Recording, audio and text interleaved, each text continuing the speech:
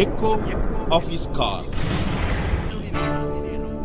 Dear brothers and sisters in the Lord Jesus Christ, प्रभु में मेरे प्यारे भाई और बहनों, I bless you in the wonderful name of our Lord and Savior Jesus Christ. हमारे प्रभु यीशु मसीह उद्धारकर्ता के नाम से आप सभी को मैं आशीष को मांगता हूँ। As a servant of God, I have been praying for you and your family during the past days.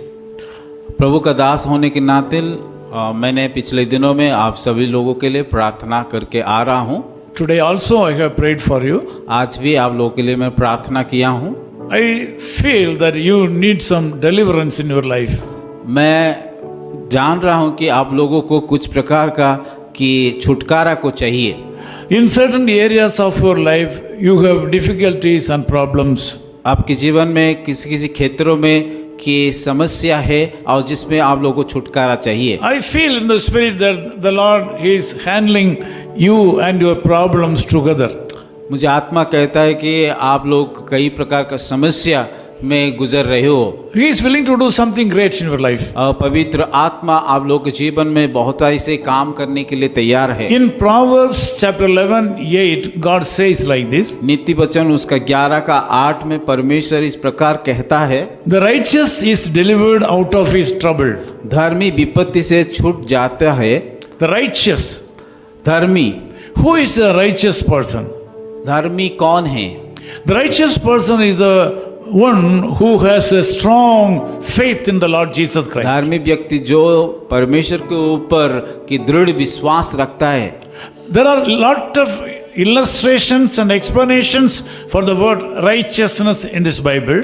धार्मिकता इस शब्द को बताने के लिए बाइबल में बहुत सारे दृष्टांत उदाहरण वगैरह दिया गया In this है। morning, God wants you to know that righteousness is very specific character.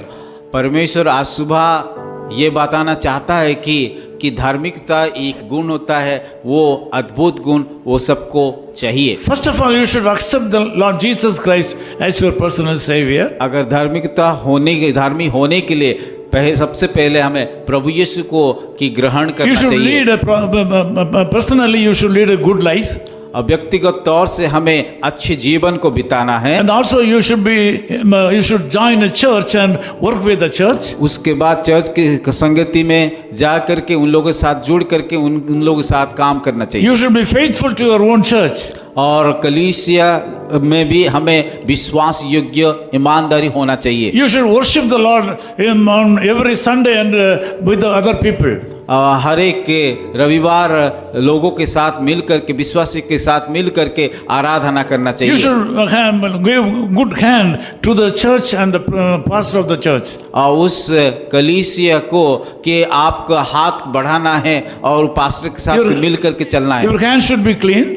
आपका हाथ पवित्र Your होना mind should be चाहिए clean. और मन पवित्र होना चाहिए। You should do good things to the people. और लोगों के लिए अच्छा काम भला काम करना चाहिए। In this morning, God expects you to have such kind of characters in your life. और आज का सुबह यीशु मसीह वो ही चाहता है कि ये सारे गुण आप लोगों के जीवन में होना चाहिए। And He is willing to deliver you from the clutches of your problems. और वो आप लोग के हर एक के बंधन को छुड़ाना चाहता है। This day will be a special day for you. आज का दिन एक आशीष का दिन होगा। The Lord wants to do great things through you. परमेश्वर आप लोगों के जीवन के द्वारा बहुत बड़ा काम करने You के should लिए have a life according to the will of God. परमेश्वर की इच्छा के अनुसार आपका जीवन होना चाहिए। That will lead to great things in your life. और उसके द्वारा आप लोग बहुत ऐसे आशीष को प्राप्त करोगे। I would like to pray with you this morning. मैं आज के सुबह आप लोगों के साथ प्रार्थना करूंगा। Loving Father, we thank you for this wonderful time. प्यारे खुदावन, इस समय के लिए हम धन्यवाद देते हैं। Thank you, Lord, for hearing our prayers and answering our prayers. धन्यवाद करते हैं हमारा प्रार्थना का उत्तर देने के लिए। Now I call upon your special attention towards the people, those who are joining in this prayer in this morning. आज के सुबह जितने लोग मेरे साथ प्रार्थना में जुड़ रहे हैं उन सारे लोगों के लिए मैं की प्रार्थना कर रहा हूँ। Lord, I ask you to give them prosperity and blessing upon their life. प्रभु प्रार्थना करता हूँ उन सारे लोगों के जीवन में आशीष और सफलता को दीजिए। Bless the people, those who are supporting these people.